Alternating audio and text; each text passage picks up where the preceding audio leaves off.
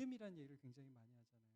근데 믿음에 있어서 가장 중요한 요소는 뭐냐 하면 열심히 믿는 게 아니라 열심히 최선을 다해서 믿는 게 믿음의 제일 중요한 요소가 아니라는 거예요. 믿음에 있어서 가장 중요한 것은 내가 믿는 그 대상이 누구신가 하는 게 제일 중요하다. 그렇지 않겠어요? 교회를 다니시는데 신앙생활을 하는데 내가 믿는 그 대상이 나중에 보니까 하나님이 없어. 예수님이 가짜야. 그럼 그건 너무 허무하지 않을까요? 그런 생각 혹시 안 하십니까? 그러니까 어, 믿음이라는 것을 많이들 이제 교회 다니고 할 때 열심히 한다 그러면 믿음이 좋다 이런 표현을 많이 써요. 근데 사실은 믿음이 좋고 열심히 하는 것보다 더 중요한 것은 바른 대상을 믿는 게 제일 중요합니다. 이게 본질적으로 되게 중요해요. 어, 이단들을 많이 우리 보게 되잖아요. 이제 남문교회는 대한예수교 장로회 합신이라는 교단에 소속된 그런 교회인데, 자, 이단들은 굉장히 열심히 있습니다. 뭐 신천지라든지, 하나님 어머니를 믿는 교회도 있어요. 하나님의 엄마가 있다고 그래요. 그럼 이제 거기 이만희를 믿는 신천지, 하나님 어머니를, 그 어머니 이제 장길자라는 여자분인데 그분이 이제 하나님 어머니라고 믿는데, 그러면 이제 진짜 그분이 하나님이냐는 게 중요하겠죠. 이제 오늘 우리가 나눌 완전히 중요한 주제는 그럼 우리가 믿는 하나님은 진짜 살아계신 하나님인가? 이걸 좀 다루는 거예요. 믿음에 있어서 가장 중요한 그 요소가 대상이라고 해요. 믿음의 대상. 누구를 믿느냐. 그래서 하나님이 살아계시다는 것을 어떻게 보여주시죠? 혹시 그런 생각해 보세요. 하나님이 살아계시다는 걸 어떻게 보여주시죠? 이게 예수님입니다. 네. 예수님이란 말 많이 들어보셨죠? 예수라는 분. 예수는 이스라엘의 흔한 이름입니다. 여호수아 구원이라는 뜻을 가진 이름인데, 근데 이 예수님을 통해서 하나님을 보여주셨다. 자, 2번에 한번 볼까요? 2번, 여러분 교재 2번 있죠? 예수님이 자신을 이렇게 소개합니다. 제가 읽어볼게요. 이제 가로는 여러분 채워보세요. 예수께서 이르시되 나는 부활이요 생명이니 나를 믿는 자는 죽어도 살겠고 무릇 살아서 나를 믿는 자는 영원히 죽지 아니하리니 이것을 내가 믿느냐. 그러니까 우리 기독교가 이 말씀을 보면 단순히 착하게 살아, 선하게 살아 이런 얘기하는 게 아니라는 걸 알 수 있겠죠. 예, 부활이다, 생명이다라는 표현을 하고 있습니다. 죽음의 문제를 해결한다는 거예요, 예수님이. 그러니까 나를 믿는 자는 죽어도 산다는 거의 이건 만화 같은 얘기예요. 그렇죠? 여기 이제 신앙생활 처음 하시는 분들도 계시기 때문에 제가 말씀드리는 겁니다. 이걸 어떻게 믿어? 죽어도 산다고? 그래서 예수님이 죽어도 산다는 것을 보여주기 위해서 본인이 죽었다가 살아나신 겁니다. 이게 좀 굉장히 중요한 부분이죠. 그러니까 예수님을 통해서 우리가 진짜 살아계신 하나님이 계시다는 것과 그분을 믿을 수 있다는 것을 우리가 알 수 있느냐, 이게 신앙생활하는 데 있어서 가장 본질적으로 맨 처음 시작할 때 우리가 점검해야 할 부분이라는 거예요. 안 그러면 그냥 교양으로 그냥 교회 다니는 거예요. 그냥 좋은 얘기 듣고 있는지 없는지는 모르겠지만 기도도 좀 하고, 그게 아니라는 거지 신앙생활은. 자, 그래서 오늘 주로 다룰 내용은 3번부터 시작되면 3번에 나오는 이 구절을 가지고 오늘 전체적인 내용들을 점검하겠습니다. 마태복음 16장 16절, 이 생자필멸이라는 거 2번 끝에는 이건 이제 불경에 나오는 말이에요. 살아있는 자는 다 죽는다. 예수님이 여기 적용이 안 된다는 거죠. 독특한 말입니다. 불경에 나오는 말이에요. 생자필멸. 자, 3번 시몬 베드로가 예수님을 고백을 합니다. 예수님의 제자들과 다니다가 사람들이 나를 누구라 하느냐 물어보셔요. 뭐 선지자라고도 하던데요. 뭐 대단한 사람이라고, 세례 요한이 죽었다가 살아났다고도 하던데요. 그때 예수님이 그럼 너희는 나를 누구라 하느냐? 시몬 베드로가 이렇게 대답합니다. 마태복음 16장 16절. 시몬 베드로가 대답하여 이르되 주는, 자, 이게 중요한 거. 주는 그리스도. 그리스도라는 말이 나옵니다. 그리스도는 이름이 아닙니다. 직책입니다. 그리스도라는 말을 여러분이 이제 많이 들으실 텐데 예수는 이름입니다. 제 이름이 이건희잖아요. 예수는 그런 이름입니다. 이건희 목사 그러죠. 목사는 직책이고 이건희는 이름이 있듯이 예수 그리스도 할 때 예수는 이름이고 그리스도는 직책이에요. 자, 주는 그리스도시요. 그 다음에 뭐라고 하죠? 살아계신 하나님의 아들이라고 그랬습니다. 하나님의 아들. 이 두 가지. 이게 기가 막힌 대답입니다. 베드로도 이걸 예수님과 함께 있으면서 깨닫게 된 거죠. 아, 주님이 이런 분이구나 하는 것을 깨닫게 된 것입니다. 자, 그래서 오늘 그리스도, 예수님이 그리스도라는 게 무슨 뜻인가? 그 다음에 예수님이 하나님의 아들이라는 게 무슨 뜻인가? 이걸 좀 잠깐 설명하도록 할게요. 자, 오늘 제가 드리는 말씀이 제가 뭐 우리 교회 성도들한테는 자주 말씀을 드리기도 하지만 굉장히 좀 중요한 부분입니다. 왜 갑자기 안 울리다가 네, 잠깐만요. 제가 좀만 손을 볼게요.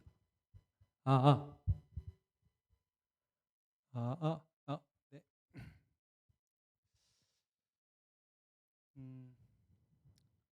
자, 그리스도라는 뜻은 이게 헬라어긴 한데 성경이 신약 성경은 헬라어로 쓰였고 구약 성경은 히브리어로 쓰였거든요. 히브리어로는 이거 메시아라고 그래요. 메시아. 들어보셨죠? 메시아라는 단어. 메시아 그리스도 똑같은 말입니다. 요게 이제 뜻은 어떤 뜻이냐면 기름 부음을 받은 자라는 뜻입니다.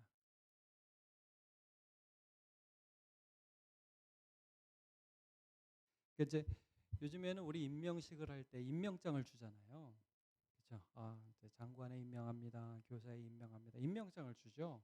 근데 이 유대 나라에서는 중요한 직책을 줄 때 기름을 부어서 자, 이 사람을 왕으로 세웁니다. 이 사람을 제사장으로 세웁니다. 이 사람을 선지자로 세웁니다. 할 때 기름을 부어서 그 사람을 세웠어요.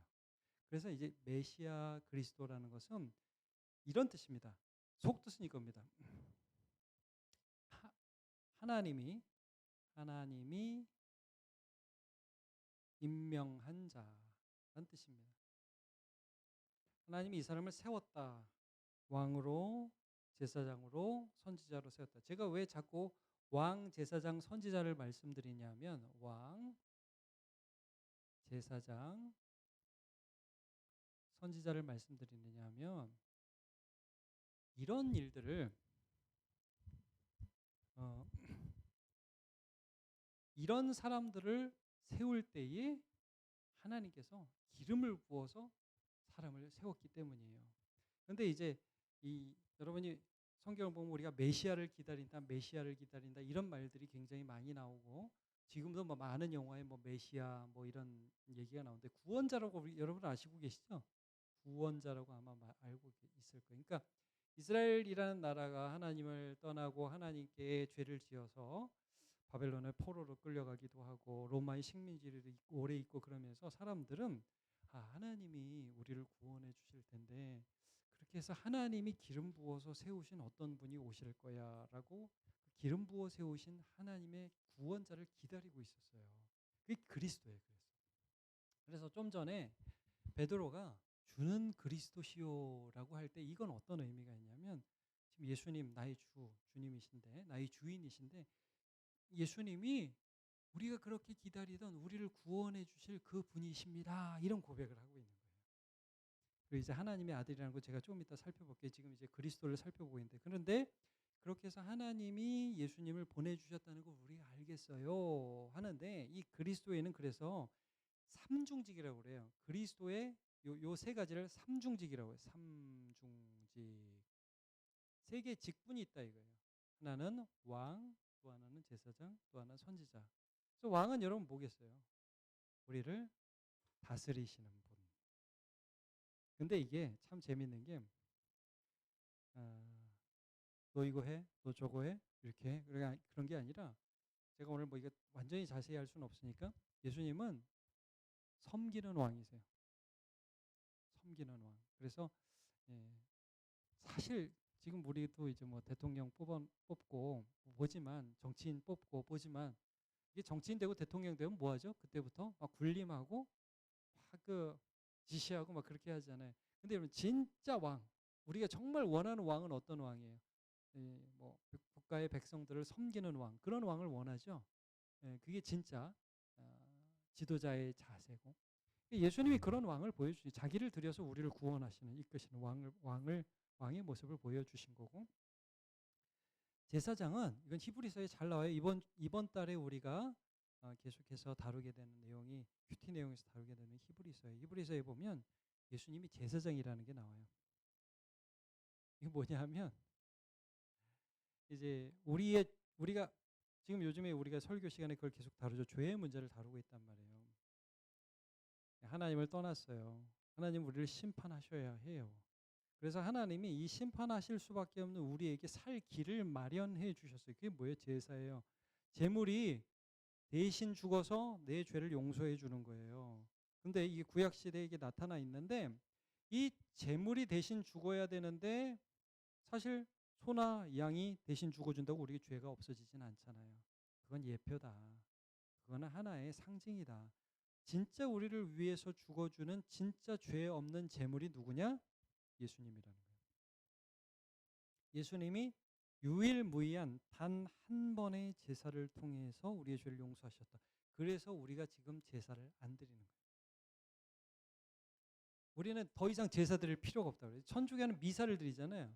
자꾸 이제 미사를 제사라고 하거든요. 그래서 이제 이런 부분들은 좀 조심스러워요. 우린 제사 안 드립니다. 제사는 예수님을 통해서 완결되어서. 그래서 예수님 제사장이라는 거예요. 선지자는 뭐냐? 이거 굉장히 중요해요. 선지자는 뭐냐면 말씀을 전하는 사람이에요.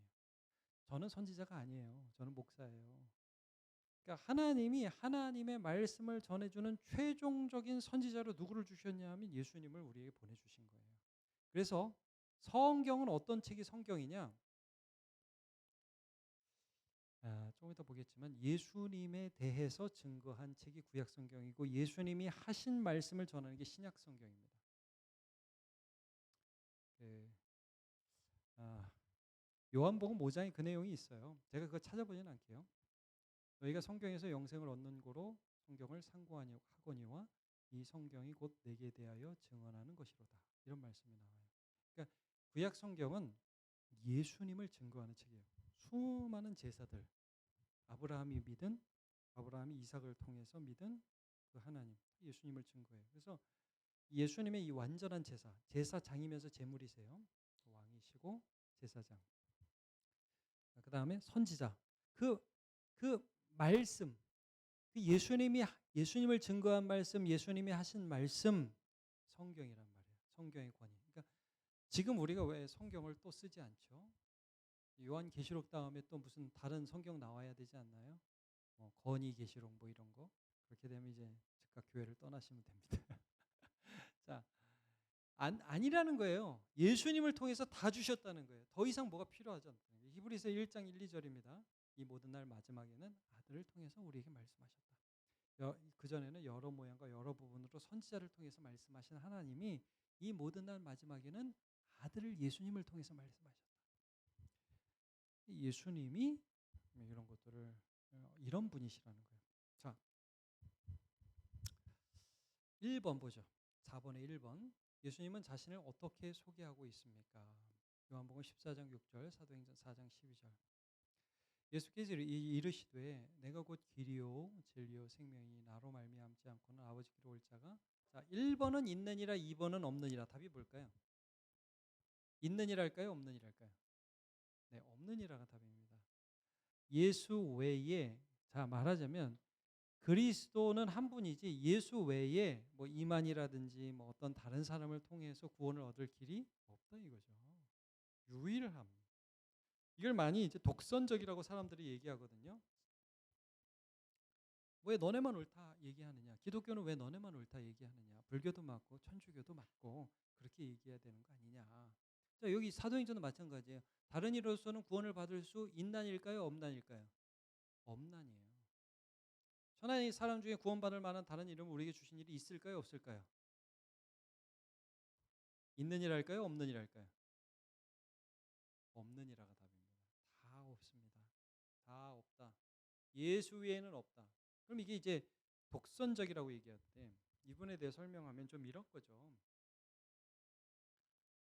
어, 열쇠가 하나 있는데 이 열쇠가 들어갈 수 있는 문 열쇠예요. 근데 여기 다른 열쇠가 있어요. 근데 제가 이 문 가지고만 저기 들어갈 수 있어요. 이러면 독선적이 돼. 이것 가지고만 저기 갈 수 있어요. 저기도 열쇠고 저기도 열쇠인데 저건 아니야. 열쇠가. 저건 안 돼. 근데 제가 저건 안 돼서 이것만 가지고 들어갈 수 있습니다. 그럼 이건 독선적이라 할 수 없잖아요. 그렇죠?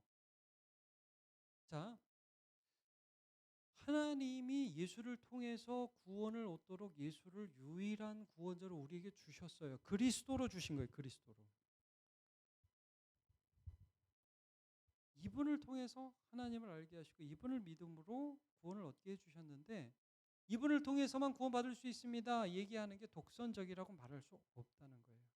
예. 그 유일한 방법이기 때문이죠.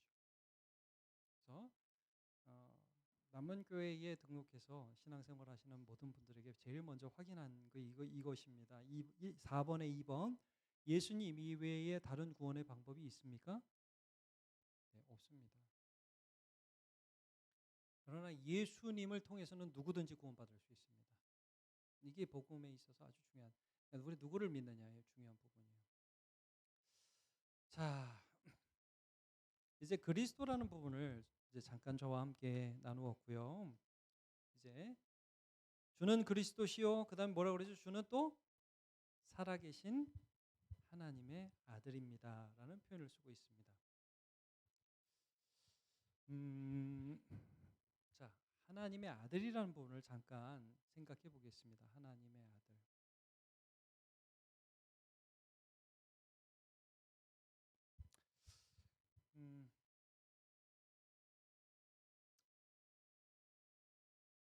이 5번과 6번의 답은 이제 보시면 세가족반 3페이지에 5번과 6번의 답은 예수님은 이걸 잘 보시면 예수님은 하나님이십니다가 5번의 답이에요.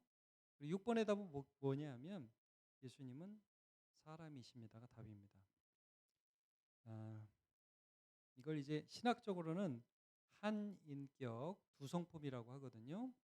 근데 이게 좀 말이 좀 오해가 가지고 우리 두 성품 그러면은 좀 이렇게 뭐 착하고 뭐 이런 걸로 보는데 그런 건 아니고 신격과 인격이 있다 이제 이런 뜻에서 이렇게 이런 말을 하기는 해요. 근데 이제 자 여기서 우리가 좀 봐야 될 거는 여러분이 예수님이 하나님이시고 예수님이 사람이다 하나님의 아들이다라는 부분을 먼저 보실 때에 자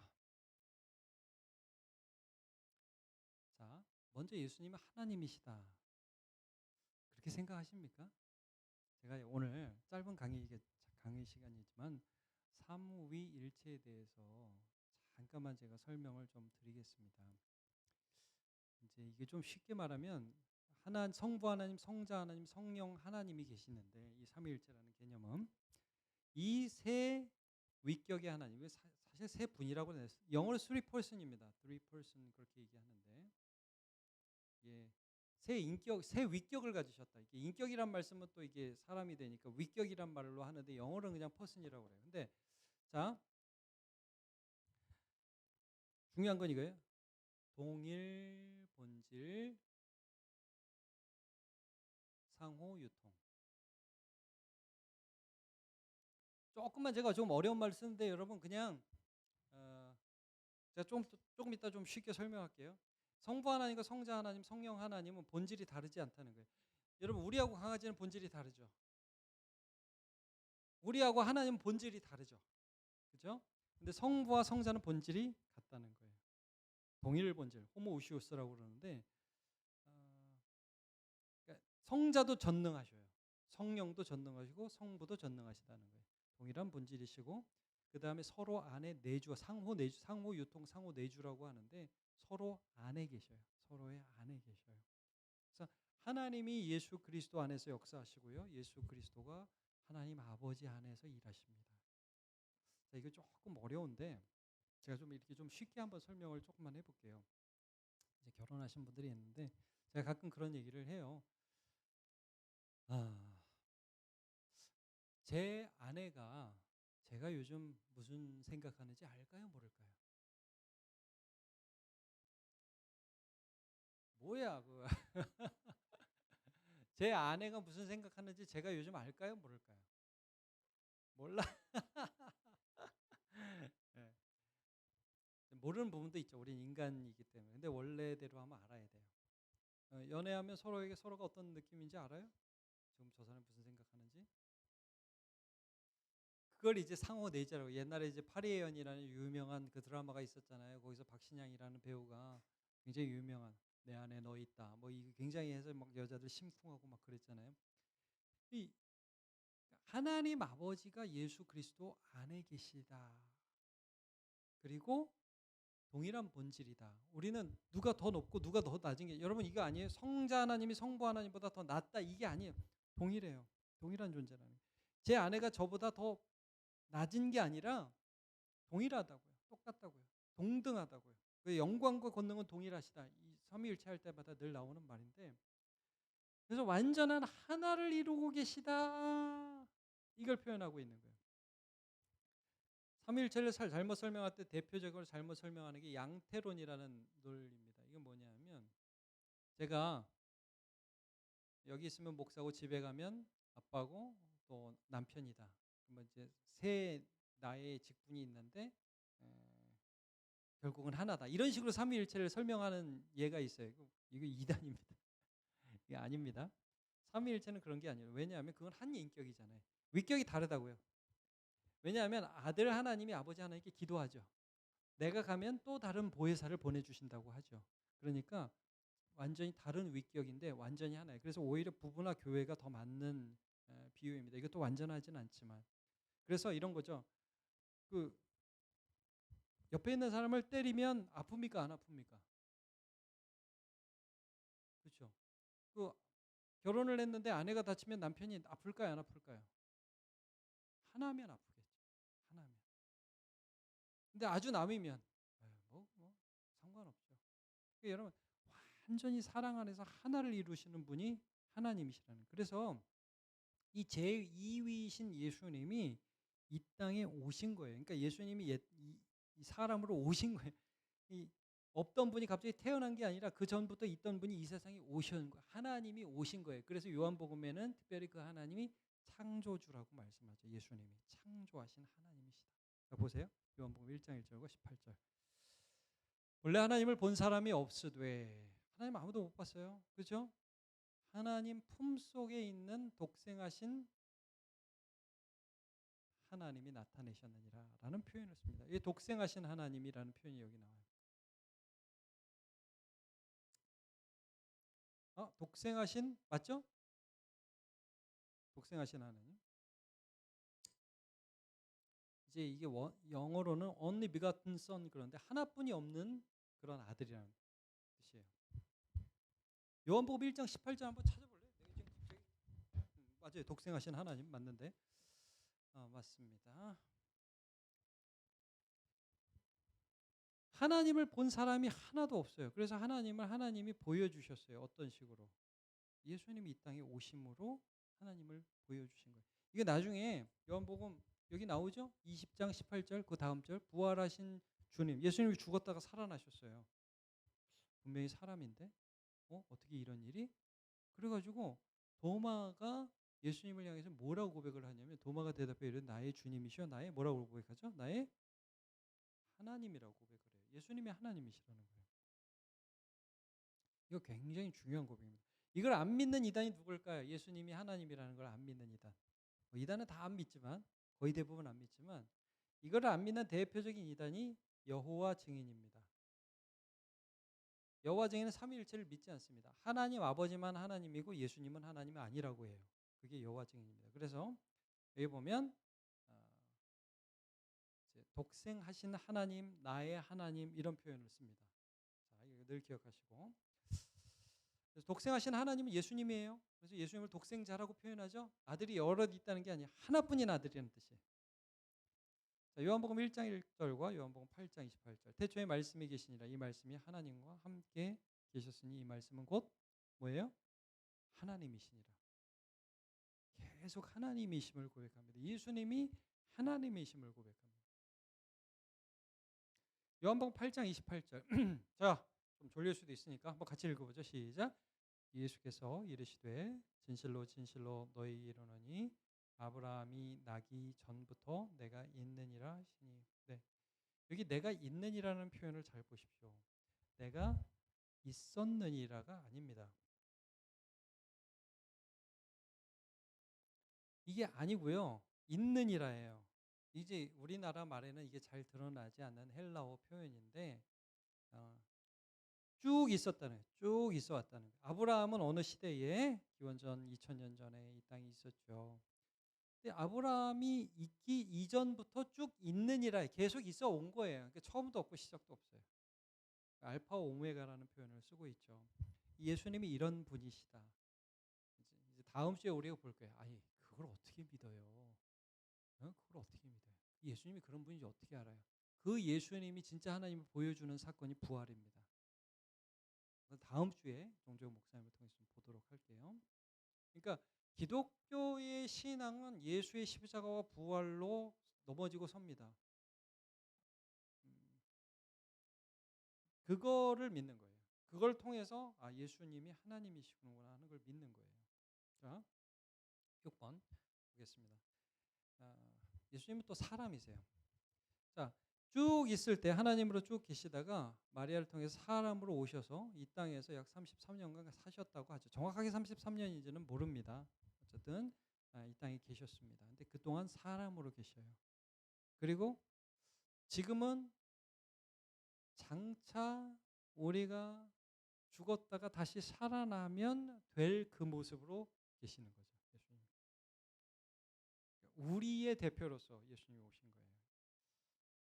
저도 뭐 강의를 늘 합니다만 참 놀라운 일이고 저도 뭐 죽어봐야 알겠습니다. 얼마나 이게 대단한 건지. 자, 그러나 이 땅에 완전한 사람으로 오셨다니까요. 이게 왜 이런 말을 하냐면 제가 이제 강의를 하는데 여러분 예수님이 사람이 아니었다 이런 말을 하는 대표적인 이단들이 초대교회 때 있었어요. 영지주의. 그냥 사람의 몸속에 예수의 영이 쑥 들어갔다가 십자가 달리실 때 그냥 쑥 빠져나간 거다. 이런 영주주의 이단들이 있었다고. 영적인 것만 중요해. 근데 여러분 예수님은 진짜 사람으로 오신 거예요. 그래서 우리의 완전한 대표가 되시는 거예요. 성경 구절을 보시면 예수님이 사람이었다는 대표적인 증거들. 요한복음 4장 6절 피곤하셨다. 예수님 아니 하나님이 뭘 피곤했어요. 하나님이 사람으로 오셨으니까 피곤하신 거예요. 마태복음 8장 24절 배에서 물결이 덮이게 되었는데 주무셨다. 얼마나 피곤하셨는지 좀 이해할 수 있겠죠. 제가 이제 배멀미를 좀 해봤거든요. 근데 이게 큰 배도 아니에요. 예수님이 탄 배는. 근데 큰 배 탔는데 배멀미를 했는데 정말 힘들더라고요. 잠이 안 와요. 근데 이거 여러분 뭐 이게 가판이나 제대로 있었겠어요? 예수님이 물고기 배 타고 이동하시는데 막 큰 물결이 일어나는데 거기서 주무셨다는 건 예수님 정말 피곤하셨다는 거예요. 그러니까 심장과 간과 간 기능 떨어진 거죠. 예수님이. 이런 거 다 있으셨다고요. 예수님께서 눈물을 흘리시더라. 그 인간의 모든 감정과 아픔과 약함을 다 느끼면서 우리를 사랑하신 그 예수님. 그래서 우리가 공감하신다. 이런 걸 알 수 있죠. 그리고 요한복음 19장 34절 그 중에 한 군인이 창으로 옆구리를 찌르니 곧 피와 물이 나오더라. 예수님이 십자가에 달리셔서 이제 죽은 다음에 확인 사살을 한단 말이에요. 십자가에서. 보통 이 십자가에서 사람들을 빨리 죽이기 위해서 다리를 꺾었거든요. 다리를 꺾으면 숨을 못 쉬어서 질식사해. 근데 예수님 딱 보니까 이미 죽었어. 그래서 확인 사살을 어떻게 했냐면 창으로 예수님 허리를 푹 찔렀어요. 그랬더니 물과 피가 나왔다. 그래서 현대 의학자들이 많이 이걸 이렇게 해석하죠. 혈청이 이제 분리돼 가지고 이제 이 혈액과 혈청이 분리돼서 피와 이제 물이 나왔다. 이렇게 많이 해석을 하는데 그만큼 인간의 모든 아픔과 고통을 다 하시는 그 사람의 몸을 입고 사람이 되셨다는 거예요. 인간은 예수님이 인간이시기 때문에 무엇이 가능하냐? 히브리서 4장 15절 우리에게 있는 대제사장 우리의 연약함을 옛날엔 체율이라고 그랬는데 요즘 성경엔 동정이라고 나왔어요. 동정. 공감하신다는 거죠. 동정하지 못하실 리가 아니요. 모든 일에 우리와 똑같이 시험을 받으신 이로도 죄는 없으시니라. 이렇게 말씀을 합니다. 예수님이 이런 인간, 완전한 우리의 대표로 오셨다. 자, 정리를 할게요. 오늘 이제 믿음의 대상 예수 그리스도에 대해 첫 강의를 하는데, 이 강의를 통해서 우리가 좀 점검하기 원했던 것은 이것입니다. 우리가 누구를 믿지? 열심히 믿는 것보다 예배 안 빠지는 건 물론 중요합니다. 봉사하는 건 물론 중요해요. 그러나 우리가 누구를 믿지? 여기에서 헷갈리면 안 된다는 거예요. 우리가 믿는 하나님을 보여주신 하나님의 아들. 두 가지로 설명했죠? 주는 그리스도시고 또 주는 하나님의 아들이시다. 그리스도라고 할 때는 왕제사장 선지자를 설명했고 또 하나님의 아들이라고 할 때는 완전한 하나님이시며 또한 완전한 인간으로 오신 예수님을 잠깐 설명했습니다. 믿음의 대상을 분명히 하시고 그리고 신앙생활 앞으로 잘 하시길 바랍니다. 질문 있습니까? 네, 제가 기도하고 마치겠습니다. 하나님 감사합니다. 오늘 예배를 마치고 이렇게 잠깐이지만 새가족반 첫 강의를 통해서 우리가 믿는 믿음의 대상 하나님이 어떤 분이신지를 알게 하시니 감사합니다. 하나님을 나타내시기 위해서 하나님의 아들이 이 땅에 오셨습니다. 예수 그리스도 하나님의 아들을 믿는 신앙을 분명히 하면서 세상의 수많은 어떤 잘못된 그리스도 거짓 하나님 믿지 않고 우리 주님을 신뢰함으로 나아가는 주의 백성 다 될 수 있도록 은혜 내려 주옵소서. 예수님의 이름으로 기도합니다. 아멘.